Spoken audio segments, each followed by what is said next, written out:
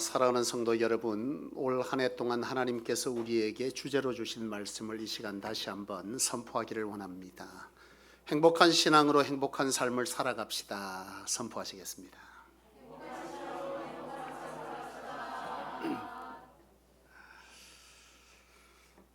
여러분, 오늘은 사순절을 지금 우리가 보내고 있지 않습니까? 사순절을 우리가 보내면서 용서에 관한 주제로 함께 말씀을 나누려고 합니다. 여러분, 우리가 살아가다 보면요, 용서를 해야 하는 그런 상황들을 아주 많이 마주하게 되지 않습니까? 중국집을 경영하는 한 주인이 있는데요, 하루는 한 청년이 찾아와서 기술을 가르쳐 달라고 해요. 그래서 이 주인이 그 청년을 가만히 보니까 성실하게 잘 해낼 것 같다란 말이죠. 그래서 이 청년에게 거처할 곳을, 그 중국집에서 그냥 여기서 먹고 자고 또 기술도 가르쳐주고 월급도 주겠다고 해서 그 청년을 붙잡고 기술을 가르쳐 줬습니다. 1년, 2년 이렇게 세월이 지났는데요, 참 잘 해내고 기술을 참 잘 배우더라는 거죠. 근데 어느 날 이 청년이 갑자기 온다 간다 없이 결근을 하고 보이지를 않아요. 걱정되죠? 염려됐어요. 백방으로 연락을 해봐도 연락이 두절되어지고 연락이 되지 않는데, 그렇게 한 달, 두 달이 지났는데 갑자기 길 건너편에 새로운 중국집이 개업을 했어요. 그래서 아이고, 여기 중국집인데 맞은편에 누가 또 이 같은 업종을 개업을 했네 하고서는 긴장을 하고, 또 한편으로는 불편한 마음으로 봤더니 자기가 가르쳤던 청년이 길 건너편에다가 바로 같은 업종의 가게를 개업한 거죠. 여러분, 이걸 일컬어서 우리는 뭐라 그러죠? 배반이라 그러죠. 배반, 배신. 분노합니까? 분노하죠. 제가 사실은 참 30년 넘게 알고 지내던 목사님이 있는데요, 그 목사님을 대구에서 목회를 하던 분인데, 그분이 목회를 하고 있는데 참 개척을 하고 어려움을 굉장히 겪었어요. 교회가 좀 이렇게 잘 성장하다가 저하고 비슷한 시기에 개척을 하고 그리고 나서 교회가 조금 성장을 했는데, 참 이게 교회마다 그런 일이 있는 것 같아요. 그 교회도 한 50명까지 성장하다가 교회 안에 서로 다른 어떤 문제들을 가지고 그 갈등을 이겨내지 못하고 결국 교회가 다시 15명으로 주저앉아 버렸어요. 그 목사님도 공부를 굉장히 열심히 잘하고 준비한 목사님입니다. 대학원 그리고 학교 다닐 때도 뭐 차석 이렇게 아주 공부를 잘하고 박사과정 마쳐서 대학 강단에도 서게 되는 그런 분인데요, 여러분, 공부를 잘한다고 목회를 잘하는 건 아니지 않겠습니까? 나름대로 열심히 했는데 교회가 성장하지 못하고 어려움을 겪던 것을 제가 보다가 30년씩이니까요. 그래서 제가 가만 보는데 우리 노예, 함의 노예 안에 356개 정도 교회가 되는데, 우리 노예 안에만 그 중에 한 교회가 담임 목사 청빙을 하게 되는 교회 갈등이 있으면서 그분이 이제 사임하고 나가고 후임자를 청빙하는 일이 벌어졌는데, 제가 그때 시찰장으로 시찰을 섬길 때입니다. 부산 안에 43개 교회가 부산 시찰에만 있는데 그 교회 안에 임지가 하나 생겼어요. 그래서 제가 그 교회에 임지가 나온 것을 알고 있는데, 그 교회 갈등이 생겨서 시찰장으로 그 갈등을 해소하러 가서 교회 마무리를 잘 졌어요. 그때 거기에 수장로님이 저를 붙들고 저희 교회에 새로운 목사님을 한 분 추천해 주시면 좋겠다, 그렇게 얘기를 하시더라고요. 그래서 이제 처음에는 뭐 그렇습니까 하고 있다가 갑자기 그 목사님이 마음에 오는 거예요. 아, 이분을 이 교회에다가 제가 추천을 해줘야 되겠다 해서 추천을 하려고 했는데, 그 장로님께서 하시는 말씀이 여러 부목사님들 또는 뭐 우리 교회 이력서를 내는 분 중에 한 분을 추천받아서 하려고 한다 그래요. 그래서 제가 그랬어요. 아니 장로님, 제가 추천하는 분은 이 교회에 딱 합당하다고 판단되어서 추천하는 것이기 때문에 더 이상 청빙을 진행하지 마시고 이분을 하겠다고 결정해 주신다면 내가 소개하겠다. 그래서 직접 한번 만나보시는 게 좋겠다 그렇게 했더니 그 장로님이 제 얘기에 신뢰를 하고서는 그러면 우리가 청빙을 중단하고 그 목사님을 바로 모시도록 그렇게 결정할 테니까 한번 뵙게 해달라, 그렇게 얘기를 하시는 거예요. 그래서 제가 이제 소개를 해서 그분하고 이제 우리 수연정에서 같이 식사를 하면서 그렇게 식사를 하게 됐어요. 그리고 나서 그 교회에서 바로 청빙이 이어졌죠. 그렇게 청빙이 이어졌는데요.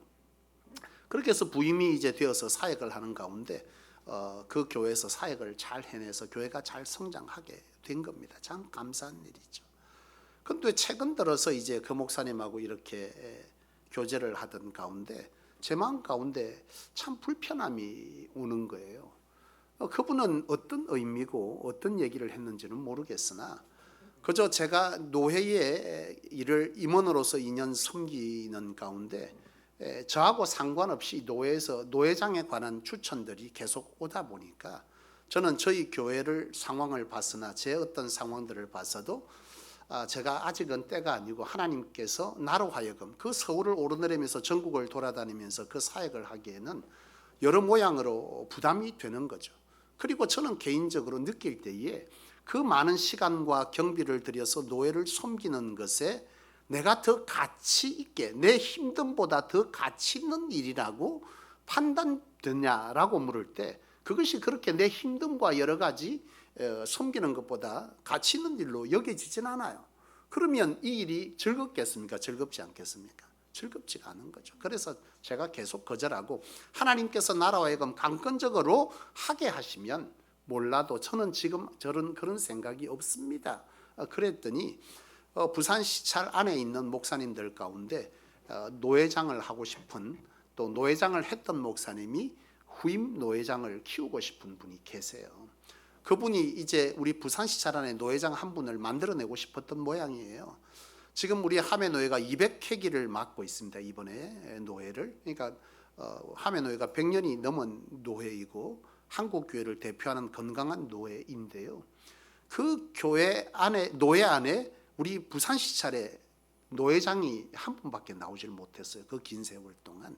그러다 보니까 부산 시찰에 노회장이 한 번 나왔으면 좋겠다는 그런 바람과 영광스러운 일로 여기고 그 후임자를 찾는 일들이 조금 벌어지는데 저한테 말씀하셔서 전화가 오셨는데 제가 똑같은 얘기를 드렸어요. 목사님, 저는 아직까지 내가 그 일을 가치 있게 여길 만큼 내 안에 거룩한 부담감이 없습니다. 그렇게 거절을 했더니 다른 젊은 목사님들 중에 한 분을 찾다가 제가 추천했던 그 목사님을 세우고 싶었던 것 같아요. 제 마음에는. 근데 그 일이 벌어지면서 이 목사님이 이제 노회장이 되고 싶은 그 뜻을 슬쩍슬쩍 비추더라고요. 그러더니 어느 날부터 그 노회장이 되는 것에 제가 걸림돌이 된다는 생각을 한다는 마음이 자꾸 제게 드는 거예요. 그러니까 나를 넘어서야 노회장이 될 수 있다는 생각 때문에 저는 안 한다고 했는데 이상한 공적인 자리에서 자꾸 제가 폄하되어지는 느낌, 또 여러 가지 이런 느낌들이 오니까요. 제 안에 어떤 마음이 들겠어요? 이해되지 않는 섭섭한 마음이 이렇게 찾아오는 거죠. 여러분, 살다 보면 누군가가 우리의 삶 가운데 내게 이해되지 않는 행동들을 할 때가 있지 않겠어요? 내가 선한 마음으로 그를 위해서 여러 사랑을 베풀고 섬김과 희생을 해주었는데 그가 내게 돌려주는 것은 그런 사랑과 희생과 감사가 아닌 도리어 내게 부담을 주는 그런 어떤 것들이 여러분 살면서도 이와 흡사하게 오지 않습니까? 내가 믿었던 사람에게 무엇인가 내가 섭섭함, 이해되지 않는 행동들, 이것들은 우리를 분노하게 하죠. 여러분, 살아가면서 부부들이 살아가잖아요. 어떤 부부들 보니까 그런 부부가 있어요. 남편이 세상을 살다 보면 참 쉽지 않지 않습니까? 힘들죠. 우리 남자 집사님들 이렇게 말하면 우리도 똑같이 나가서 일합니다. 그렇게 하겠지만 어쨌든 남자들은 어릴 때부터 3번 울으라 그랬는데 저는 울보라서 자주 웁니다. 하나님 앞에서. 근데요, 어쨌든 3번 울어야 되는 이 시대적 또 우리 선인들로부터 훈련받은, 그래서 울지 못하는 그것이 우리 안에 여러 모양으로 한국 남자들은 표출이 되는데 그것이 무슨 문화입니까? 술 문화 아니겠어요? 그렇게 술을 마신단 말이죠. 술을 마시면 술을 먹고 나면 나도 모르게 뭐가 돼요? 판단력이 흐려지고 또 그러다 보면 분노가 표출이 되는데 그 분노를 표출하는데 집에 와서 표출하는 분들이 우리 사회 속에 상당히 많습니다. 아직도. 그러니까 한 부부가 있는데 사랑해서 결혼했어요. 술만 먹으면 집에 와서 아내를 뭐 구타하고 뭐 폭행하고 이런 일이 벌어집니다. 그런데 그런 분들 중에 많은 분들의 특징이 있죠. 뭐겠어요? 정신 돌아오면 싹싹 빌거든요. 너무 잘하거든. 그리고 분명 말합니다. 뭐라고요? 다시는 안 한다고. 근데 그 다시가 또 뭐요? 반복되거든요. 그런 것에서 우리를 하여금 실망감을 주고 또 그런 실수가 반복되어지면 우리에게 신뢰라는 것이 무너지지 않습니까? 이처럼 우리에게 여러 모양들로 오는 배신감, 뭐 신뢰감, 거기에 대한 것들이 다 무너질 때 또는 소소한 여러분의 삶의 현장에서 마주치게 되는 사람들로부터 듣게 되는 여러 섭섭한 말들, 이해되지 않는 말들, 나를 조롱하고 비판하고 또 뒤에서 말하는 이런 것들이 여러분들 가운데 들려지면 여러분들 안에 자연스럽게 생겨지는 마음은 어떤 마음입니까? 그럴 수도 있지. 이런 마음 드는 분 있습니까? 나도 배우고 싶네. 목사도 쉽지 않아요. 분노가 있는 것은 당연한 거예요. 그러면 우리 안에 이것을 내가 어떻게 처리할 것인가 라고 하는 것이 우리 안에 오게 될 때에 우리는 두 가지를 선택합니다. 보복하든지 참든지. 그렇죠? 우리는 보복하는 마음이 생기죠. 어떻게 해서든 저 집사님이 나를 그렇게 했어? 내가 안 듣는 데에서 그 집사님에게 말해서 여러분 말 조심하셔야 된다. 내가 니한테만 얘기하는데 이 얘기는 반드시 돌아서 내 귀에 들어옵니다. 그런 말씀 하지 마세요. 내가 니한테만 말하니까 니 절대 말하면 안 되는데 그 말까지 다 한다니까. 돌아서 듣잖아요. 그 사람 마음이 아이고 그 집사님 그래도 그럴 분 아니야. 이런 분 나 거의 못 봤어. 그런 말 들으면요 마음 안에 뭐가 올라와요? 스물스물 올라옵니다. 내한테 한번 걸리기만 해봐라. 그리고 나서 그가 어떤 실수하죠? 그러면 그 실수를 꼬투리를 잡고 어떻게 합니까? 보복합니다. 참 구약시대 때 하나님께서 우리를 사랑하시는 사랑을 예수 그리스도를 통해서 증명하기 전에 하나님의 사람들로부터 너희 용서하라 이렇게 말할 때에 하나님의 사람들이 들어요 안 들어요? 안 들어요. 하나님의 사랑을 몰라요. 그래서 하나님께서 구약시대 때 보복에 관한 법률을 어떻게 줬습니까? 율법을 눈은 눈으로 이는 이로. 여러분 오죽해서 하나님이 이런 법을 줬을까? 왜? 눈 하나 빼면 눈 하나 빼면 당한 사람이 눈 하나만 뺄 것 같아요? 죽이려고 듭니다. 죽이려고. 그게 사람의 본성이에요. 죄 속에 사는 인간의 본성은요 하나를 당하면 반드시 보복할 때 하나를 보복하지 않아요. 어떻게 해요? 열을 보복해야 속이 시원하게. 그게 인간의 타락된 본성이란 말이에요. 그래 하나님은 이해되지 않는 인간에게 너 눈 하나 뺐는데 참아 이거 되겠어? 안 돼요. 그러니까 눈 하나 뺐으면 너도 하나만 빼라. 이 뺐으면 하나만 빼라. 이렇게 하실 수밖에 없었던 것이죠. 여러분 인간은요 이처럼 보복의 마음들이 늘 일게 되어 있는데 여러분 그럼에도 불구하고 우리 이거 참아야 합니까? 이 당연한 거를 참고 사십니까? 아멘을 아무도 안 하는 거 보니까 못 참고 사시는 거예요. 힘들죠. 참 힘듭니다. 그런데 중요한 것은 뭐냐? 참아야 합니다. 그렇잖아요? 용서해야 합니다. 참아야 합니까? 용서해야 합니까? 참는 거는요 수를 세고 있는 거죠. 한 번 내 참았다 박미숙 권사님. 두 번, 세 번만 해봐라 이제 나 터진다. 참는 게 아니고요 용서해야 합니다. 왜냐하면 주님께서 우리에게 그렇게 말씀하셨거든요. 오늘 본문을 보시죠. 오늘 본문은요 베드로가 예수님께 나아가서 용서에 관한 질문을 하고 있습니다. 예수님, 어떤 사람이 내게 잘못을 저지르면 몇 번까지 용서하면 됩니까? 7번까지 뭐 하면 되겠습니까? 하면 되겠습니까? 이렇게 질문했습니다. 그랬는데요 예수님께서 뭐라고 답변하십니까? 7번을 70번까지 해라. 그렇게 말씀합니다. 뭐를요? 참으라고요? 용서하라고 하셨습니다. 7번 참으라고 하시지 않았습니다. 용서하라 그렇게 말씀하셨어요. 여러분 마태복음 5장 44절에 보면 내가 너희에게 이르노니 너희 원수를 사랑하며 너희를 박해하는 자를 위하여 뭐하라고요? 기도하라 그렇게 말씀하십니다. 여러분 이건 예수님의 말씀이죠. 우리는 이해되지 않고요. 우리의 마음은 그것을 용납하기 어렵지만 그럼에도 불구하고 우리는 주님께서 말씀하셨으니까 순종함이 마땅한 줄로 믿습니다. 그렇다면 여러분 오늘 우리가 마음 가운데 주님께서 그렇게 하라 하시니 순종을 해야겠는데 우리 마음 가운데 들어지는 생각이 있겠죠. 왜 주님 그렇게 합니까? 라고 말할 수 있지 않겠습니까? 여러분 왜 그렇게 합니까? 라고 할 때에 예수님은 베드로의 질문을 그렇게 하잖아요. 내가 7번 용서하면 되겠습니까? 베드로는 후하게 했어요.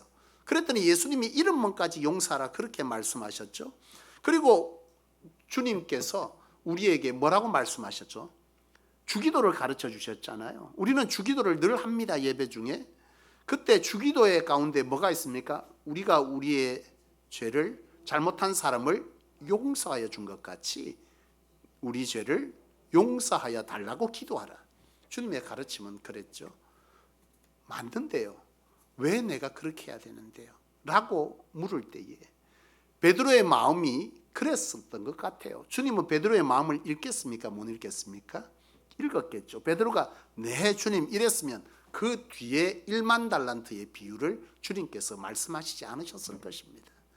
베드로가 7번을 7번까지요. 자기 딴에는 후하게 말한 거예요. 왜냐하면 그때 당시에 유대 문화는요 3-3번입니다. 우리하고 똑같죠. 대한민국 사람들도 어떻게 해요?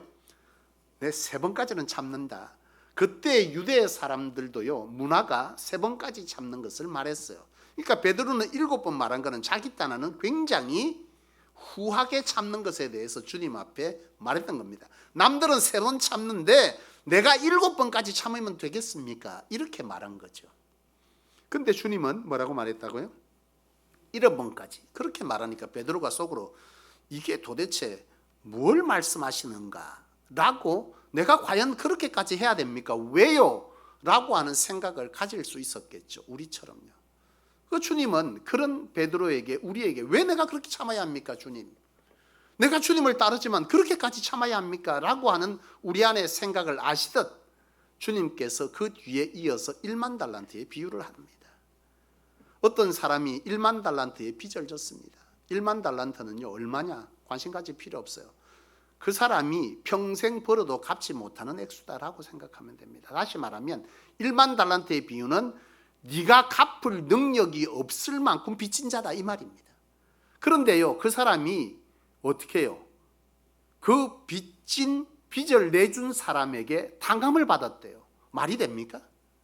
말이 안 되는데요. 그 사람은 너무나 많은 재물을 가졌고 너무나 큰 사람이어서 1만 달란트 내게는 도저히 갚을 수 없는 빚이지만 그 사람에게는 그 빚 탕감해 주는 게 아무것도 아닌 분이기 때문에 그 주인은 이 빚을 탕감해 줬다는 거예요. 너무나 큰 은혜를 입었죠. 내가 평생 일을 해도 못 갚고 이제 노예로 살아야 될 판인데 그런데 그 주인이 나를 불쌍히 여겨서 그 빚을 탕감해 줬어요. 그런데 이 사람이 탕감받고 신이 납니까? 안 납니까? 신이 났어요. 감격했어요. 은혜됩니다. 우리가 예수님께 하나님으로부터 예수 그리스도를 통한 빚을 탕감받습니까? 탕감받지 않습니까? 죄에 대한 싹은 뭐라고요? 사망입니다. 그런데 그 사망으로부터 우리가 다시금 구원받는 이 빚을 예수님을 통해서 하나님으로부터 탕감받았어요. 기쁩니까? 안 기쁩니까? 안 기뻐요? 아직 은혜 못 받은 겁니다. 구원에 대한 것을 잘 모르는 거예요. 지식으로 아는 겁니다. 내가 진짜 구원에 확신이 들면요 그걸로 감격하게 되죠. 이 사람 감격했습니다. 은혜 받았어요. 찬성합니다. 나아가는데요 100데나리온의 빚진 자를 만나게 되죠. 이 사람이 말합니다. 말해야 돼요? 말 안 해야 돼요? 말해야 돼요? 안 해야 돼요? 안 해야 돼요? 잘못한 건 말하는 건 나쁜 게 아니에요. 여러분 옳은 것과 그런 것에 대해서 분별하는 것 자체가 여러분 나쁜 것은 아닙니다. 빚졌으니까 갚으라 말할 수 있죠. 그런데 그가 뭐라고 말합니까? 친구요 조금만 참아달라. 내가 지금 갚을 능력이 안 되니 갚을 때니 갚을 때까지만 기다려달라 그랬어요. 누가 그랬어요?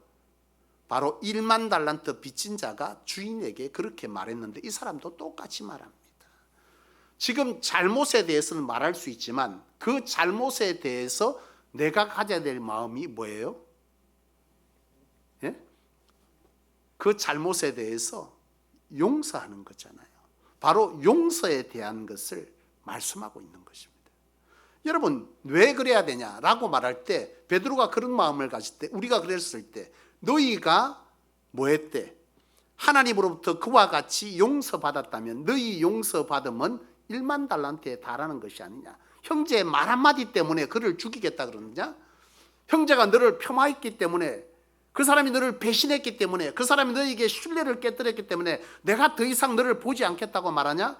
만약 그렇다면 하나님도 너희에게 그래야 할 것이니라. 그러므로 너희는 이와 같이 용서하는 것이 뭐하다는 거예요? 마땅하다라고 하는 것을 예수님은 바로 베드로의 이 7번 70번에 대한 대답에 이어서 1만 달란트의 비유를 하셨던 거죠. 여러분 오늘 우리는 하나님으로부터 구원받은 하나님으로부터 이 사랑의 은혜의 빚진 자임을 아는 빚진 자의 마음이 있다면 우리는 1만 달란트 탕감받은 자로서 100데나리온 빚진 자를 용서함이 마땅한 줄로 알고 우리의 마음의 이 분노를 주님의 말씀에 순종시키는 은혜가 오늘 말씀을 통해서 있기를 원합니다. 그렇다면 여러분 용서란 도대체 뭘까요? 용서. 우리는 용서라고 하는 것에 많은 오해들을 가지고 있는 것 같습니다. 용서한다라고 하면 많은 경우에 참는다, 인내한다, 외면한다 이런 식으로 이해를 많이 합니다. 앞서 베드로도 7번 하면 됩니까? 라고 하는 것은 개수를 세고 있다는 것은 뭐 하고 있다는 거예요? 참는다는 것을 의미하죠. 주님 내가 7번 참으면 됩니까? 7번 참고 8번째는 그를 뭐 해도 됩니까? 공격하고 똑같이 갚아줘도 됩니까? 그 얘기를 베드로는 한 거거든요. 이것에 대해서 주님은 뭐라고 답변하셨다고요? 7번씩 7번까지 해라. 우리는 이것을 숫자로 말하는 게 가능한 숫자입니까? 아니죠. 주님께서 이 말씀과 이어서 1만 달란트에 대한 말씀을 하셨다는 것은 무엇을 말씀하느냐면 용서는 여러분 인내와 참음이 아니라 그 사람을 바라보는 태도의 변화를 얘기하는 것입니다. 참으라가 아니에요. 그 사람을 바라보는 태도를 바꾸라는 겁니다. 어떻게 바꿔요? 너희가 하나님께서 너희에게 용서하였지 않느냐? 그 용서함을 받은 너희는 그 사람을 바라볼 때 주님의 마음으로 말하는 거예요. 그를 바라보라. 마음의 태도를 바꾸라는 거예요. 분노를 가지고 참는 것이 아니라 네가 주님의 마음으로 그를 바라보는 이 마음의 태도의 전환을 얘기하는 것입니다. 참는 게 아니에요. 아예 마음의 태도 자체를 뭐 하는 거라고요? 바꾸는 겁니다. 이것을 말씀하고 있는 거죠. 여러분 횟수가 아닌 이처럼 우리의 마음의 태도를 바꾸는 것에 대한 이 말씀을 주님께서 말씀하셨던 것인데요. 주님은 말씀하십니다. 내가 너희를 사랑한 것 같이 너희도 사랑하라. 주님께서 우리를 사랑하셨던 그 사랑으로 우리는 우리에 대해서 용서받을 자를 그런 마음으로 뭐 해라는 거예요? 바라보아라. 마음의 태도를 뭐 하라고? 바꾸라. 걸리기만 해봐. 내 참고 있어. 여기까지야. 라고 하는 이것이 아니라 내가 주님으로부터 탕감받을 수 없는 그 탕감을 죄의 탕감을 받은 것처럼 내가 그를 바라볼 때 바로 그런 마음으로 바라보는 마음의 태도를 말하는 거예요. 바꾸어라. 그것이 바로 용서라고 하는 것을 예수님은 말씀해 주셨던 것입니다. 여러분 예수님은요 우리를 용서하실 때 용서받을 만한 사람만 용서한 것이 아닙니다. 사과한 사람만 용서한 것도 아니에요. 회개한 사람만 용서한 것도 아닙니다. 그렇지 않습니까? 예수님의 사랑과 용서는요 사과하지 않아도 깨닫지 못해도 반복되어도 예수님의 사랑은 우리에게 뭐였습니까? 용서라는 이름으로 주어졌지 않습니까? 바로 그것을 우리로 하여금 하라 하신 것이죠. 여러분 정말 예수님께서 우리로 하여금 인간으로 하여금 인류로 하여금 하나님의 뜻을 따라 그 사랑을 실천해 가실 때, 십자가를 지실 때 말이죠, 사람들은 예수님에게 어떻게 했습니까? 거짓했습니다. 그죠? 거짓 증거했죠? 그리고 예수님을 비난했습니다. 조롱했습니다. 폄하했습니다. 심지어 옆구리에 창을 찔렀습니다. 그런데 주님께서 마지막 십자가에서 남긴 말은 뭐죠?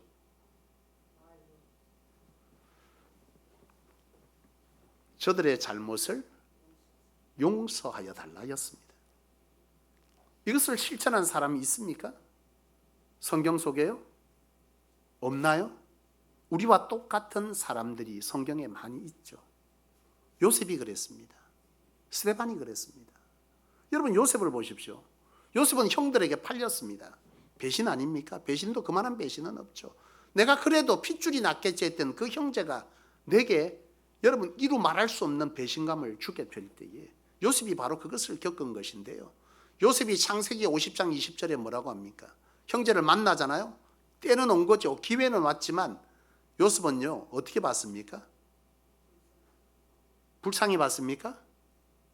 하나님의 뜻 안에서 이 문제를 바라봤죠. 마음의 태도를 바꿉니다. 보복이 아닙니다. 하나님께서 그 일을 통해서 뭐 했다? 악을 선으로 바꾸사 우리의 민족을 구원하는 일로 바꾸셨다라고 하는 이런 고백을 누가 하고 있어요? 요셉이 하고 있습니다. 보복의 마음을 가진 것이 아니에요. 요셉은요 그 용서라고 하는 것을 참은 것이 아닙니다. 내가 너 죽여야 되는데 내가 참아준다가 아니었어요. 그 사건을 어떤 관점으로 본다고요? 하나님의 관점, 하나님의 뜻의 관점, 그리스도의 마음으로 바라보는 이 관점으로 바라보는 요셉, 바로 그것이 용서라고 하는 것을 요셉도 잘 보여주고 있어요. 여러분, 스데반 마찬가지 아닙니까? 스데반이 복음을 전할 때에 사람들이 득달같이 달려들어서 어떻게 해요? 돌로 그를 칩니다. 스데반이 잘못한 게 뭐가 있나요? 없습니다. 그들의 영혼을 불쌍히 여기고 그들에게 복음을 전한 것 외에는 잘못한 게 없어요. 그런데 사람들은 그를 죽이겠다고 돌을 던집니다. 그때 스데반이 죽어가면서 남긴 말은 뭐였습니까? 저들은 저들의 잘못을 알지 못하고 저들을 뭐 해달라고? 불쌍히 여겨달라고 하는 주님의 마음과 똑같은 마음으로 그것을 해결해 가고 있지 않습니까? 용서, 여러분 용서는 뭐요? 스데반이 참았습니까? 요셉이 참았습니까? 참은 것이 아닙니다. 그 상황과 그 사건을 뭘로 보는 겁니까? 마음의 태도를 바꾸어서 주님의 마음으로, 하나님의 관점으로, 하나님의 뜻으로, 하나님께서 하시는 일로 바라보는 이 태도의 변화라고 하는 것이 뭐라고요? 용서입니다. 우리는 자꾸만 사전적으로 국어사전 찾아서 그것을 자꾸 용서라고 생각하고, 여러분 그렇게 하는 것이 아니에요. 용서라고 하는 이 성경적 태도, 성경적 언어, 성경적 이해가 우리의 삶을 주장할 때 우리가 진정한 그리스도인이죠. 윤리를 배우는 사람입니까? 아니지 않습니까? 하나님의 말씀을 하나님의 말씀으로 듣고 그것을 내 삶에 순종시켜가는 사람, 그것이 그리스도인이고 하나님의 사람들인 줄로 믿습니다. 사랑하는 여러분, 말씀을 마치겠습니다. 주님이 명하신 용서는요, 이를 악물고 참는 것이 아닙니다. 뭐 하는 것이라고요? 마음의 태도를 바꾸는 것입니다. 오늘 주님은 우리에게 묻고 계신다. 몇 번을 참았느냐? 주님은 이렇게 물으실까요? 아니겠죠. 내가 너를 어떻게 용서했는지 기억하느냐? 라고 물으실 것입니다. 오늘 우리가 그것을 기억한다면 우리의 힘으로 용서할 수 있습니까? 힘들어요. 우리의 힘으로 못합니다. 우리의 힘으로 하면 우리는 참는 것까지 할 수 있습니다. 그러나 궁극적으로 그 참음은요, 반드시 다시 뭐 하게 된다고요? 보복의 칼로 변화되고 지죠. 우리의 힘으로 하는 것이 아닙니다. 하나님께서 내가 너를 어떻게 용서했는지 기억하느냐? 주님께서 묻는 그 질문 앞에 주님, 내가 그것을 기억합니다 라고 말할 수 있다면, 오늘 우리는 우리의 능력이 아닌 하나님의 은혜와 사랑과 성령의 주도하심을 따라서 순종이라는 언어로 오늘 이 순간 그것들을 실행해 갈 수 있을 줄로 믿습니다. 용서는요, 언제 하는 거죠? 누가 하는 겁니까? 문제가 사라졌을 때 용서합니까? 우리는 보통 그러잖아요. 문제가 사라지면 용서하잖아요. 오늘 주님께서 말씀하시는 것은 용서는 언제 하나요?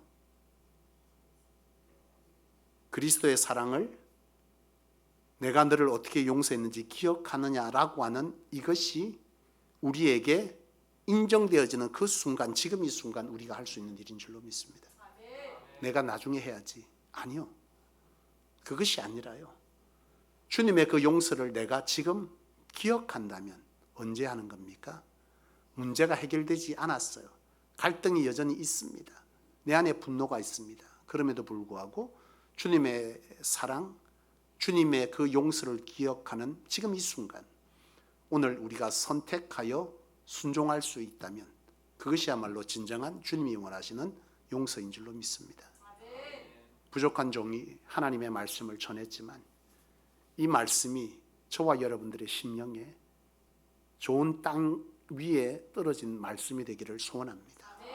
오늘 저와 여러분들이 이 말씀 앞에 용서하지 못하는 것들이 있다면 지금 즉시로 순종하는 은혜가 성령의 역사하심을 따라 저와 여러분들의 심령에 있게 되기를 주님의 이름으로 축원합니다. 기도하겠습니다.